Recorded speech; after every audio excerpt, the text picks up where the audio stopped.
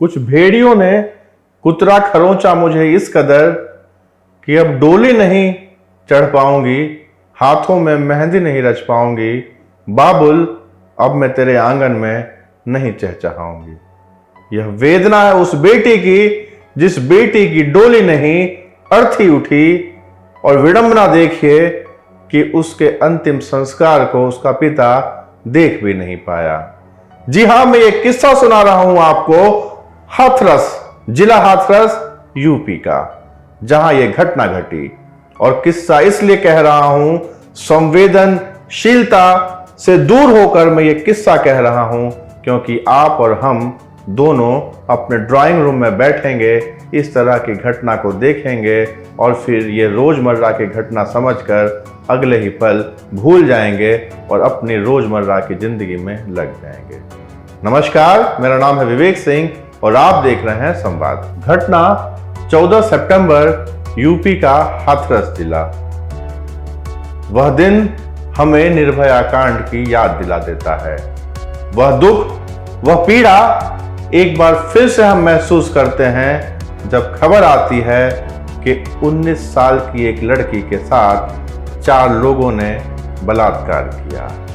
बलात्कार करने के बाद हद और हैवानियत देखिए कि बच्ची का जीभ तक काट लिया गया और उसकी रीढ़ की हड्डी तक तोड़ दी गई। उस पीड़ा को, उस दर्द को उस लड़की ने सहा और सहते सहते इस बेरहम दुनिया को अलविदा कह गई। पुलिस की हैवानियत देखिए कि उसे अंतिम संस्कार करा दिया गया उसकी डेड बॉडी का, और उसके माता पिता और उसके भाई को कमरे में बंद कर दिया गया। मीडिया को इसकी भनक तक नहीं लगने दी।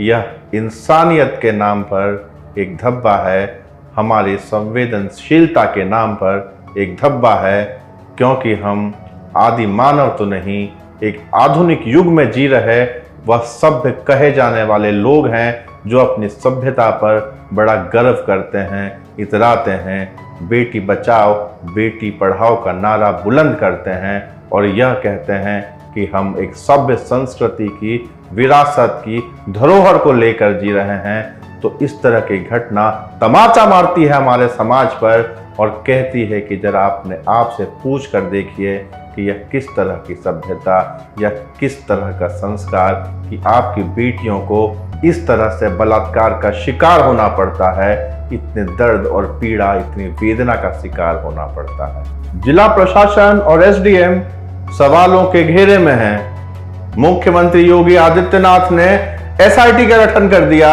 और इस एसआईटी को 1 हफ्ते के अंदर कार्यवाही करनी है। अब हमारा सवाल यह है कि इस तरह के जघन्य अपराध के बाद एसआईटी बिठाना ही समस्या का समाधान है। उधर प्रियंका गांधी ने योगी आदित्यनाथ से इस्तीफे की मांग कर दी है। राजनीति गर्म न हो, ऐसा कैसे हो सकता है? हमारे देश में मौके की नजाकत को देखे बिना राजनेता कूद पड़ते हैं दंगल में, और प्रियंका गांधी को यह नहीं भूलना चाहिए कि जब निर्भया कांड हुआ था तो दिल्ली में और देश में कांग्रेस की ही सरकार थी। सरकारें किसी की भी हो, किसी की बेटी की अस्मत लूटना इस देश के लिए शर्म की बात है। और राजनीतिक उठापटक के बीच में, राजनीतिक दावों के बीच में समाधान होना चाहिए, परिवार को इंसाफ मिलना चाहिए।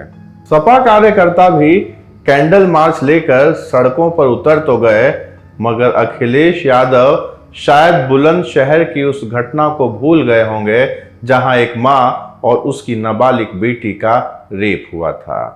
उत्तर प्रदेश में मायावती से लोगों को उम्मीद थी, एक तो महिला और दूसरी दलित, लेकिन आंकड़ों में तब भी कमी नहीं आई थी और आंकड़ों में अब भी कमी नहीं आई है। हमारे देश का एक वर्ग है, बुद्धिजीवी वर्ग है, जो कैंडल मार्च लेकर निकल जाता है, मगर वो सेलेक्टिव अपोजिशन करते हैं। आज वो तख्ती लेकर नहीं दिख रहे हैं कहीं पर, ना तो अवार्ड वापसी गैंग भी दिख रही है।